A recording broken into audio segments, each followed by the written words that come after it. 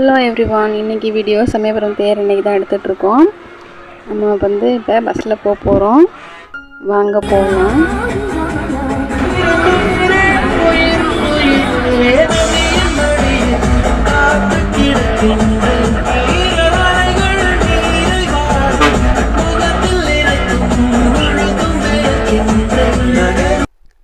நம்ம வீடியோ உங்களுக்கு பிடிச்சிருந்துச்சுன்னா மறக்காமல் லைக் அண்ட் சப்ஸ்கிரைப் பண்ணிக்கோங்க. நம்ம இப்போ இருக்கிற சத்திரம் பசங்க தான் இருக்கிறோம். நம்ம வீட்டில் இருந்து ஏறி நம்ம சத்திரம் பசங்க வந்துட்டோம்.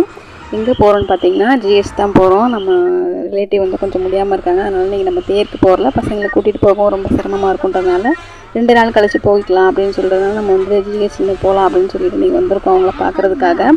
இப்போ சத்திரம் பஸ்ஸில் பார்த்தீங்கன்னா சமயபுரம் தேர் அன்னைக்கு சுத்தமாக பஸ்ஸு எதுவுமே இல்லைங்க. ஒரு 1/2 hour கழிச்சு தான் எங்களுக்கே பஸ்ஸு கிடச்சிச்சு. அதுவுமே அவ்வளோ க்ரௌடாக இருந்துச்சு. வேறு வழி இல்லாமல் தான் நாங்கள் அதில் ஏறி போகிற மாதிரி ஆகிடுச்சு. நம்ம பசங்களும் வீட்டில் யாருமே இல்லை வண்டியில் கூட்டிகிட்டு போகிறதுக்கும். சரியான வெயில் நாங்கள் கிளம்புன நேரமும் அந்த மாதிரி இன்றைக்கி போயிட்டு அந்த மாதிரி கதையாகிடுச்சு. இன்றைக்கி போயிட்டு அவங்கள பார்த்துட்டு நம்ம வந்து ரிட்டன் வீட்டுக்கு வந்துட்டோம். பசங்களையும் வீட்டில் நான் விட்டுட்டு வந்துட்டேன். நம்ம வெயில் நேரத்தில் கிளம்புனதுனால இப்போ தம்பி வந்து வீட்டில் பசங்களை பார்த்துட்டு இருக்கிறான். ஸோ அதனால் நம்ம வந்து பசங்களை தீனி மட்டும் ஸ்நாக்ஸ் இது மாதிரி வாங்கிட்டு போயிடலாம் அப்படின்னு சொல்லி ஏமாற்றி விட்டுட்டு வந்துட்டேன்.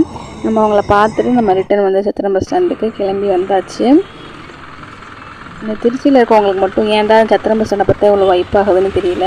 ஏன்னு கமெண்ட்டில் சொல்லுங்கள். நான் வந்து சத்திரம் பஸ் ஸ்டாண்ட் வந்து ஒரு 2 வருஷத்துக்கு மேலே ஆகுது. இப்போ தான் நான் வந்திருக்கேன். நம்ம அந்த சைடு வர்றதுக்கு அவ்வளோ வேலையே இல்லைங்க. நம்ம திருவெரும்பூர் அந்த சைடு சரௌண்டிங்கன்றதுனால இங்கிட்ட நமக்கு வேலை இல்லை. எப்போயாவது மழை வந்த மாதிரி தான் நம்ம வர மாதிரி இருக்கும்.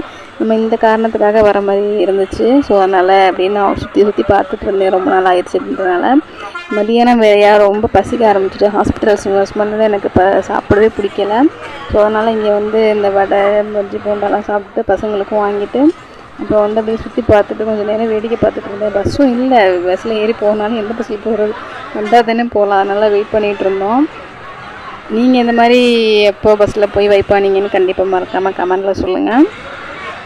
அப்புறம் நம்ம போகிற பஸ்ஸு வந்துருச்சு. ஸோ அதனால் கிளம்பியாச்சு. நம்மளும் நல்லா வெயில், அதனால் ஒரு கரும்பு ஜூஸ் ஒன்று போட சொல்லி உங்கள்கிட்ட நல்லா அந்த ஐஸ்லாம் போட்டு நல்லா குடிச்சிட்டு அப்புறம் தான் பஸ்ஸில் ஏறி உட்காந்தோம்.